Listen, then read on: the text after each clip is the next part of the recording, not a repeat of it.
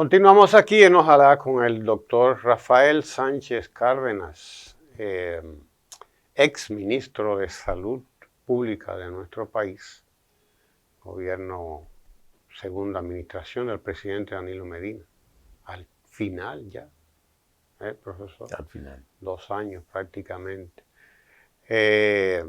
Además de eso, un alto dirigente del Partido de la Liberación Dominicana, miembro de su comité central y presidente de su comisión de salud, ¿no? La Secretaría de Salud. Secretaría de Salud de ese partido. Y por lo tanto un político consumado, que mucha gente se equivoca y cree que porque uno es aplatado es un pastelito y no es verdad. Como decía un gran amigo, un gran profesor amigo, que decía, sí, a uno lo ven aplatado y creen que uno es un pastelito, pero uno no es un pastelito, es otra cosa. Usted tiene 50 años metido en la política y no es un recién llegado como muchos otros que llegan nosotros sabemos a qué llegan. Cuéntenos un poco precisamente de esa actividad política suya, porque creo que es importante. Y conectar eso con lo que estamos nosotros observando hoy en la política y a casi 3 años de gobierno, de un gobierno del Partido Revolucionario Moderno, por ejemplo, ¿no? Díganos, compartamos esa parte importante de la vida de la gente y de la política dominicana. Bueno, yo pienso que el contexto actual lo que está reflejando se pudiera caracterizar por una combinación de decepción en la gente, sufrimiento por la carestía, sobre todo de los alimentos y de las medicinas, entre otros,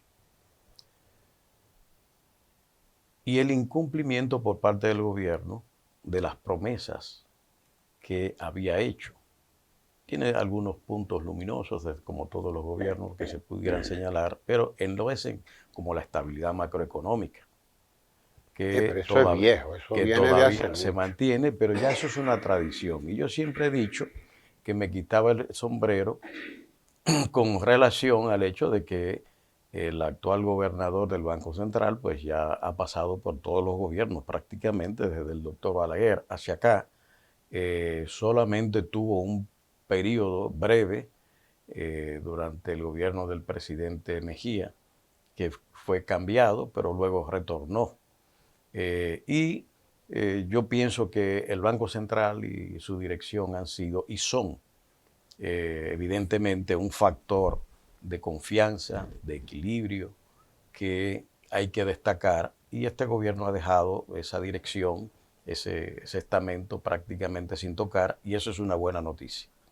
Y quizás por eso estamos pues viviendo, a pesar de tantos préstamos y tantas dificultades, tanta falta de inversión de capital como la que estamos mirando, a tal punto de que el dinero se deja guardado con tantas necesidades que tiene el país. En el plano político estamos mirando pues toda una recomposición del favor público. El gobierno llega en unas condiciones especiales en medio de la pandemia, con un aura de cambios que no ha podido sostener ni mostrar en obras. Y entonces ya empieza a verse ese descontento social ante esos incumplimientos y ante la generación de una situación de carencias y de insatisfacciones que se reflejan en la política. El PLD, que a su salida del gobierno salió bajo asedio y sindicado como el magma de los infiernos, perseguido, y donde el más de 1 millón de miembros que tiene prácticamente sindicado que como corrupto. con lo cual se lleva de encuentro prácticamente a la mitad si no todos, de todo lo que es los partidos políticos.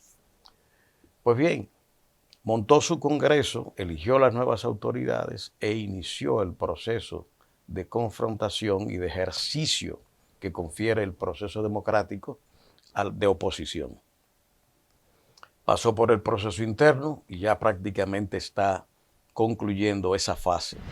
Mientras el gobierno pues, se ha dedicado, ante la ausencia de suficientes muestras que satisfagan las necesidades sociales o las expectativas que generaron al llegar al gobierno, empieza a preocuparse y ha montado, yo pienso que es una de las cosas más notables que tiene el gobierno, un entramado de propaganda política dirigida no solamente a confundir a la gente, sino a desinformar sobre las realidades de las cosas que están pasando. Y ya mencionaba en el segmento anterior, en materia de salud, cómo esa deficiencia en la información pública está creando descreimiento en la población.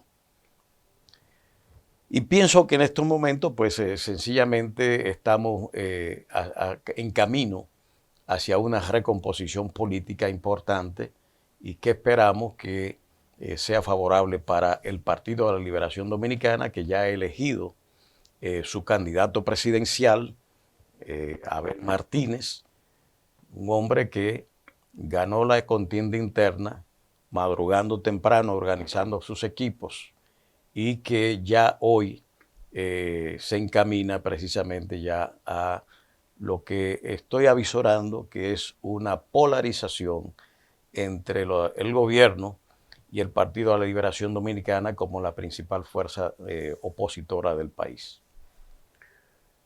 Hay aspectos, usted es médico, y como médico también quiero tocar este punto, ¿no? Especialista en salud pública, en este caso. Hay aspectos de las políticas de los gobiernos que tienen mucho que ver con la salud de la gente, aunque no se tomen en cuenta quizás en las estadísticas de la salud propiamente dicha, pero que sin embargo son determinantes. Nosotros estamos viviendo un periodo de alza de precios y eso impacta negativamente en el consumo de alimentos por parte de la gente y por lo tanto eso va dirigido o dirige a la población hacia un problema de salud grave.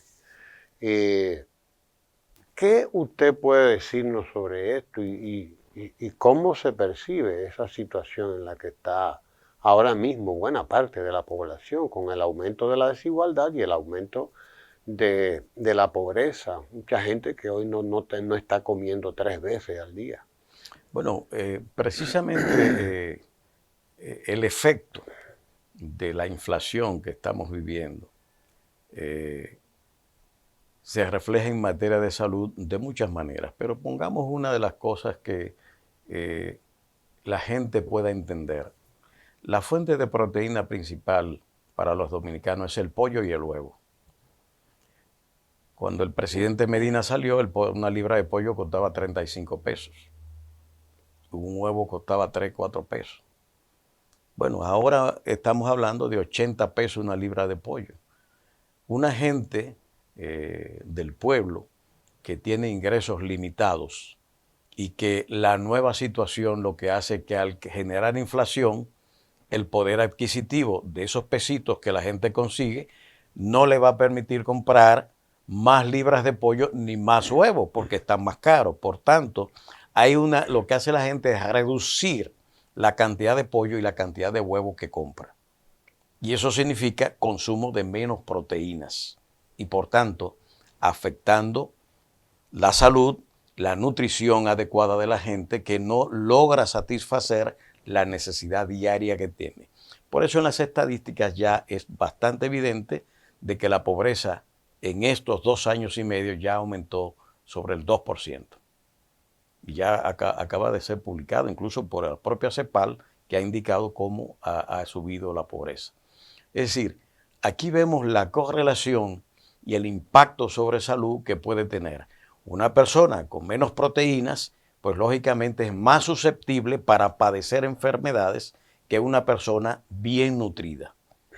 Y eso son cosas que van, digamos, lentamente instalándose en la población y generando esa debilidad que luego puede desembocar cuando se dan casos de brotes de influenza y cosas por el estilo, pues estar más proclive a ser atacado por bacterias y virus que las personas que tienen una nutrición adecuada.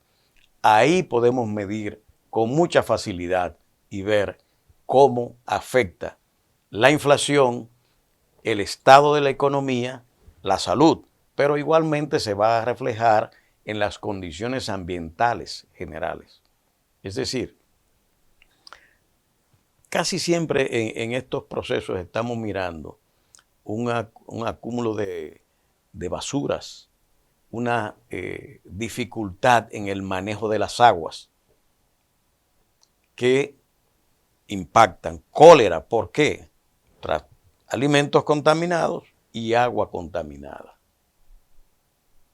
Entonces, no se está tratando el agua adecuadamente, no se está haciendo el trabajo de llevar agua para que esas comunidades que están siendo afectadas por cólera no vayan al río, sino que tengan dentro de su casa o al menos agua potable en una llave pública que se pueda acceder y que se le provean mecanismos para tener, digamos, envases protegidos para obtener un agua que sea medianamente higienizada. Entonces, todo ese tipo de cosas son factores que impactan negativamente a la población. Se hizo un trabajo importante durante su gestión y también durante la gestión en el Ministerio de Educación, que era trabajo comunitario. Eran comisiones, personas que salían y que le daban además seguimiento a muchísimos aspectos tanto de la educación como de la salud. Por ejemplo, los llamados centros de atención a la familia y a la infancia, que eran grupos que iban y chequeaban si los niños estaban vacunados, si llevaban la dieta como tenían que llevarla, que era dieta balanceada. Lo mismo en el INAVIE, que había una dieta calculada con asesoría incluso de la ONU y de organizaciones internacionales, OMS, PNUD, que se metía en esto también.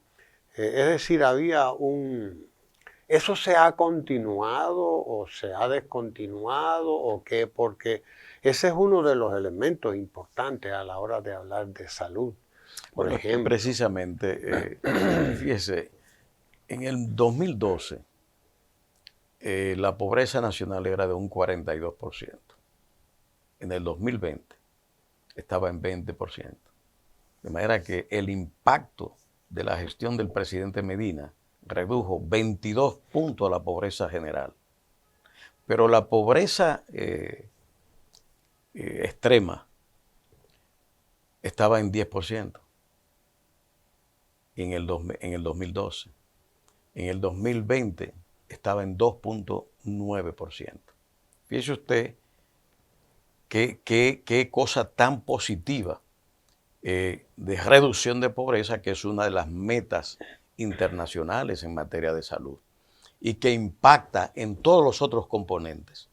Usted mencionaba el INAVIE, donde se llevaron a cabo y se instaló programas de alimentación escolar. Bueno, la alimentación escolar, con todos los complementos que aportaba ese programa, es uno de los factores que se asocia a esa reducción de pobreza. Porque la gente más afectada en la pobreza son los niños y las mujeres.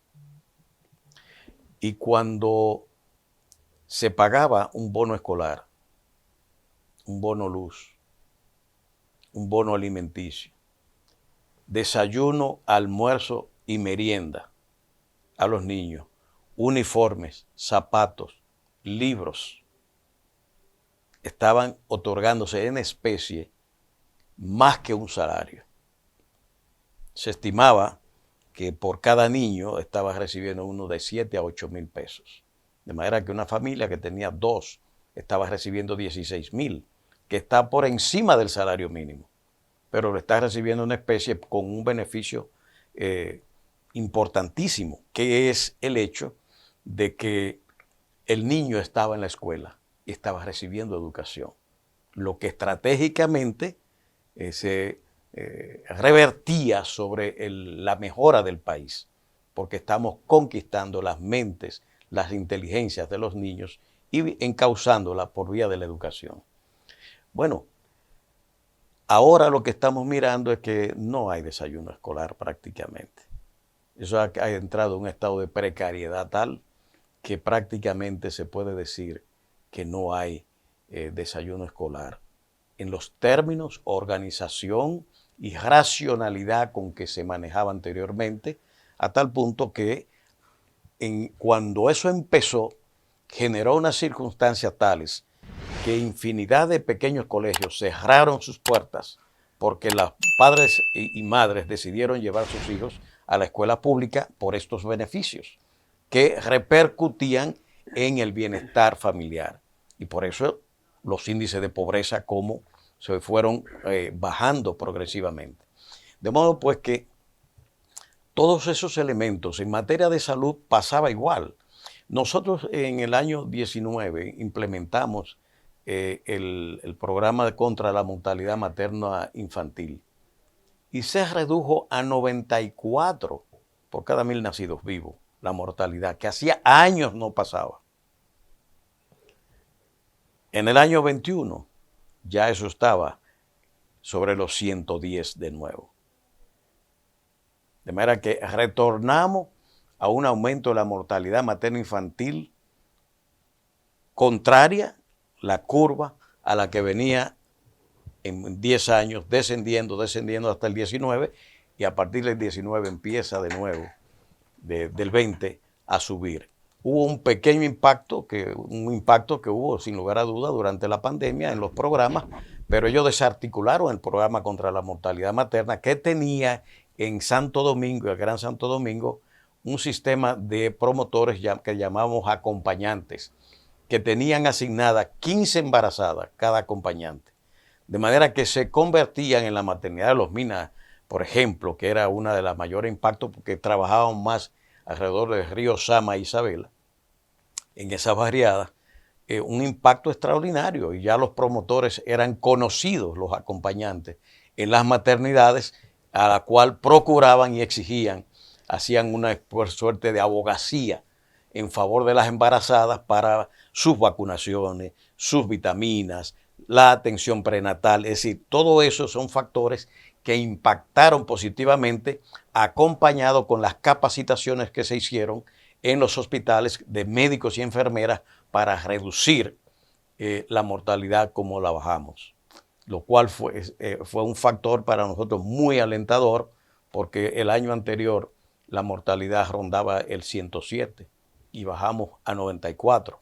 La meta al 30 es de 70, de manera que si nosotros podíamos bajar, esa cantidad de puntos, 13 puntos en un año, a la vuelta de 3 años podíamos decir que teníamos 30 y pico de % de baja, lo que implica que nos acercábamos en 3 años a la meta del 30, como pasó con la Estrategia Nacional de Desarrollo, que postulaba que para el 2020 debíamos tener un nivel de pobreza extrema de 5%, del 10% que teníamos cuando se formuló. Un 5%. Bueno, pero cuando el presidente Medina sale, la tasa de pobreza extrema era 2.9, de manera que ya habíamos sobrepasado la meta al 20 de pobreza extrema. Que era para el 30. Que era para el 30. Perdón, para el 30. Era para el 20, 5%. Y él alcanzó 2.9% que debía alcanzarse hacia 2026, 2027. De manera que pudiera concluirse en un control ya definitivo de la pobreza extrema. Esto habla de la necesidad de las políticas con enfoques integrales para poder impactar. Si usted le suma a esas políticas el hecho de que el presidente Medina enfocó con las visitas sorpresa y la asistencia al campo, técnicamente, financiamiento blando de 5 o 6%, asistencia con semillas nuevas y más productivas, más alimentos se generaba en el campo, más riqueza se generaba en el campo, y por eso vemos cómo también la pobreza general bajó, porque estaba en las zonas más afectadas la situación de pobreza. Y al insuflar esa asistencia, pues lógicamente la gente mejoró, la gente estaba accediendo incluso a unos enlaces, o a uno de los enlaces más importantes, que es la agricultura con el turismo, que el presidente Medina postuló para 10 millones a la vuelta de corto tiempo, cuando estábamos en 4 millones, y lo dejó en 7 millones. De manera que la perspectiva de crecimiento del turismo, esos 7 millones alimentados por el campo dominicano, estaba generando una suerte de exportación internamente que se reflejaba en bienestar en la población campesina y rural. Y eso también, mayor cantidad de alimentos y alimentos baratos. Una libra de yuca costaba 8 y 10 pesos. Ahora está costando 30 pesos. De manera que ahí podemos ver a nosotros la dinámica real de la economía y cómo impactaba en la sociedad, sobre todo en los más pobres, en toda la geografía nacional, y eso, el reflejo en salud, el reflejo en educación, el reflejo, digamos, en otro de los acompañantes, cómo bajó de 24% la tasa de homicidio a un 10-11%. Cuando la gente mejora su condición económica, cuando la gente tiene mayores ingresos y su poder adquisitivo es mayor, la delincuencia también se atenúa. De manera que esos son elementos, si lo vemos integralmente, claves. Claro, acompañado con la estabilidad macroeconómica, que fue magníficamente y sigue siendo llevada por el Banco Central. Y es parte de una salud colectiva también. Es la salud, porque la salud no es el cuerpo, es biopsicosocial. Sí, es decir, usted puede, el cuerpo estar sano, pero usted tiene una enfermedad social de la pobreza generalizada que indica de que esa sociedad no tiene salud adecuada. Así es. Pero dice el presidente que todo está muy bien y que a él le sobra el dinero. Entonces, ¿cómo se explica el deterioro en todas las estadísticas, en todo? Y sin embargo, a él le sobra dinero. ¿Qué es lo que está pasando? Que él dice, bueno, que yo tiene creo que dinero de más. Me parece que en la historia no creo que el país haya tenido sobrantes de esa naturaleza que el presidente ha dicho. Yo pienso que eso es un desliz del presidente. Sé que han cogido mucho dinero prestado y que, como no hay inversión de capital, probablemente en algún lado lo tiene en una caja, en un cajón por ahí, lo tiene guardado para su uso posterior. E igualmente la llegada de este año, que es un año preelectoral, es un año ya político junto con el 24, pues lógicamente el gobierno se ha aviado de fondos para cumplir con ese objetivo político antes que cumplir con el objetivo de reducir la inflación, de reducir los males que estamos denunciando que afectan a la población, como las carencias de medicamentos, los costos de los medicamentos, alto costo que prácticamente se ha descompuesto totalmente y la gente no lo tiene. El 911 que le ahorraba a la gente una cantidad de dinero extraordinaria, con una asistencia rápida, efectiva para el ciudadano. Todos esos servicios se han ido deteriorando. Y eso está a la vista de todo. Eso es el día a día. Y no entiendo, por ejemplo, a veces cómo la prensa no se hace eco cuando el grito, la información en hospitales, en la propia población, es muy notoria. y sin embargo no se corresponde cómo se destaca en la prensa nacional, en los medios nacionales, eso que está pasando con el pueblo. Hay un entorno internacional, además. Yo sé que usted le da seguimiento a esos temas, ¿no? que podrían hacer que se deterioren aún más. Los problemas de salud social. No hablamos de la salud concreta, específica en términos La parte de biológica, digamos. morbilidad, o sea, de enfermedad, etcétera, sino hay una enfermedad social que, por ejemplo, ya algunas empresas norteamericanas están anunciando despidos en cantidad de a miles. De a miles. Microsoft habla de 10.000 despidos, probablemente. O sea, que probablemente también, valga la redundancia, debíamos estar preparándonos para eso. Porque eso implica mayor deterioro todavía de las condiciones materiales de existencia de la gente. ¿Cómo podría impactarnos eso? ¿Qué podría estar haciendo y debía estar haciendo el gobierno para que el impacto de eso aquí no sea de tal naturaleza, ¿no? Bueno, a nivel internacional las preocupaciones son múltiples y han sido expresadas no solo por organismos internacionales, sino por gobiernos y personalidades, investigadores, etcétera, iglesias, de el clima internacional que se ha generado y que está afectando grandemente a la población mundial. Este es un año que se avisora con estancamiento de la economía, al menos la europea, la china ya tenemos una evidencia reciente, ya números que indican una reducción extraordinaria de ese nivel de crecimiento que tenía.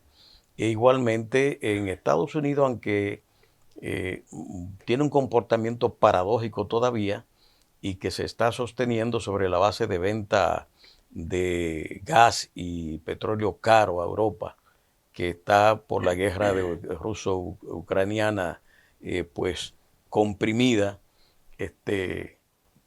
Yo pienso que en ese contexto de esta inflación que estamos en esa posibilidad y de restricción de la actividad productiva mundial, pues lógicamente que para el país es una amenaza y que las autoridades deberían pues ir tomando las previsiones.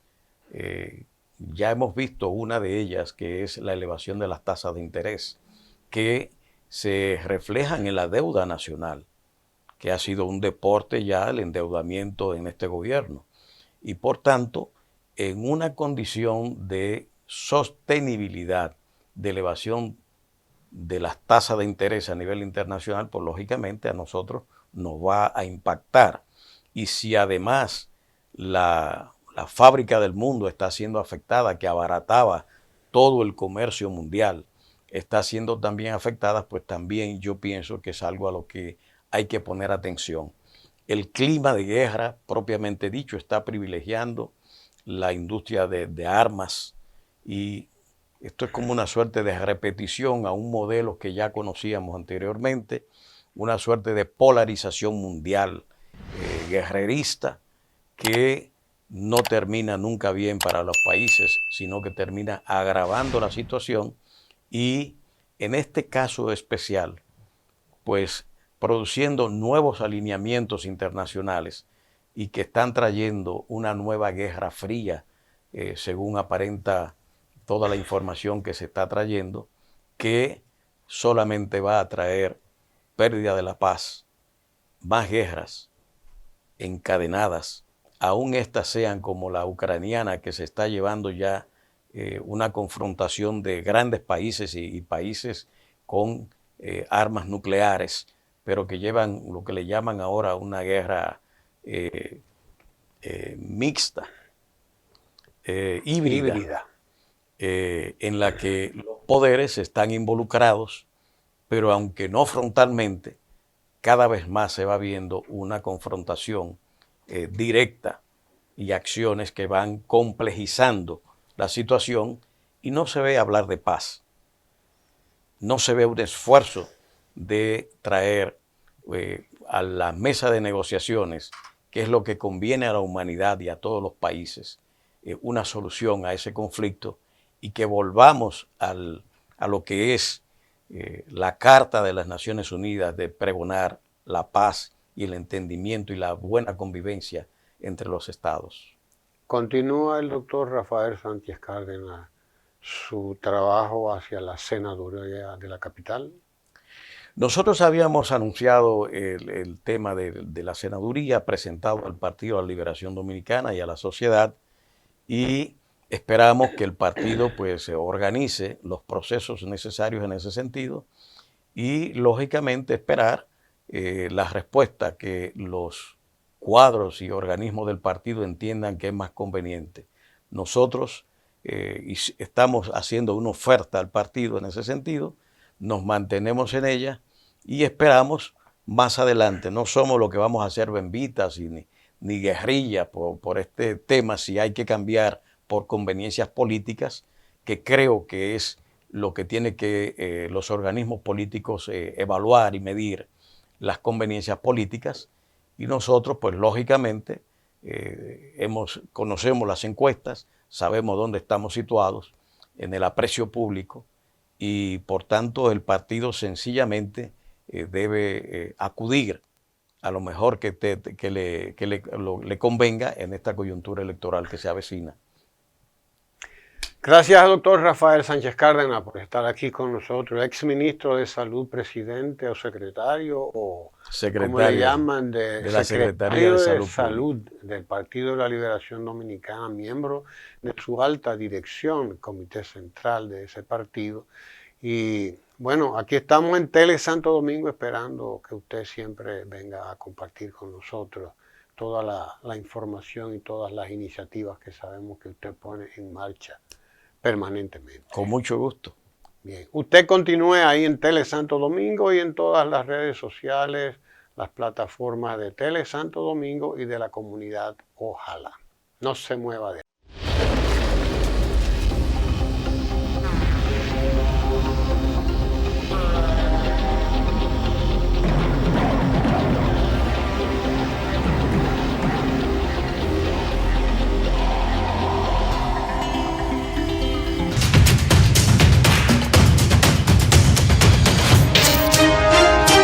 Tele Santo Domingo es análisis de la noticia.